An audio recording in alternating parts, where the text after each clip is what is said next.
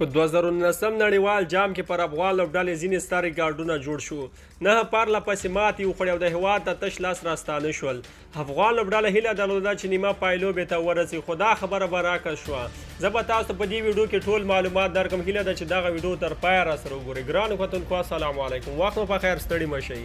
تاسو دا وخت ګورئ افغان کرکټ یوټیوب چینل کوم. تر اوسه دا چینل نه وي سبسکرایب کړی نو هیله کوم زموږ چینل سره سبسکرایب کړئ. د 2019 نړیوال جام د افغان لوبډلې لپاره ننګونو ډک و.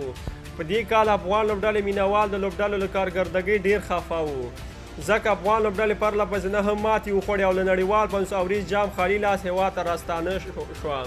په دې جام کې هیله دا وي چې لوبډله به سریلانکا، بنګلادیش، ویسټ انډیز او نور لوبډلو ته ماتې ورکړي او ښایي تر نیمه پایلوبو ورسیږي، خو خبره برعکس شوه.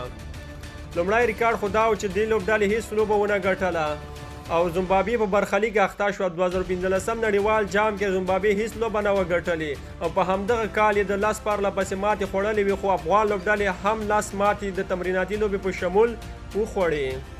دویم ریکارډ دا و انګلستان لوبډل مشر این مورګن د جون په 19 نیټه د 2019 کال 500 اوریز جام کې په افغان لوبډله ریکارډ جوړ کړ. په یوازې ځان یې د نړیوال 500 اوریز جام لوبې یوه پاڼۍ کې 18 شپږیزې وهلې چې تر دې دمه په یوه لوبه کې یو لوبغاړي دومره شپږیزې نه وې وهلې. د انګلستان لوبډلې لوبډل مشر 20 شپږیزې وهلې وې چې تر دې دمه یوه لوبه کې د یوې لوبډلې لخوا یې بېسارې شپږیزې وې. راشد خان په همدغه لوبه کې 9 اورونو کې 110 منډې ورکړې او چې هر اور کې له 10 زیاتې منډې ورکړې وې.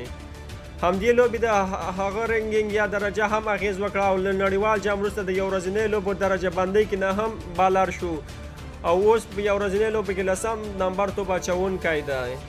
مورګن 138 منډې وکړې چې دا د هغه بل ستر ریکارډ و. دریم ریکارډ شکیب الحسن د افغان لوبډلې خلاف د یوراج سنګ 8 کلن ریکارډ مات کړ او په افغان لوبډلې نوی ریکارډ جوړ کړ. هغه په 10 اورونو کې 29 منډې ورکړې او 15 وکټ یې واخیستې او افغان لوبډلې په 2 منډو ماته کړه. شکیب د 15 وکټو اخیستو سربیره 3 منډې هم وکړې او د لوبې غوره لوبغاړي جایزه یې واخیسته.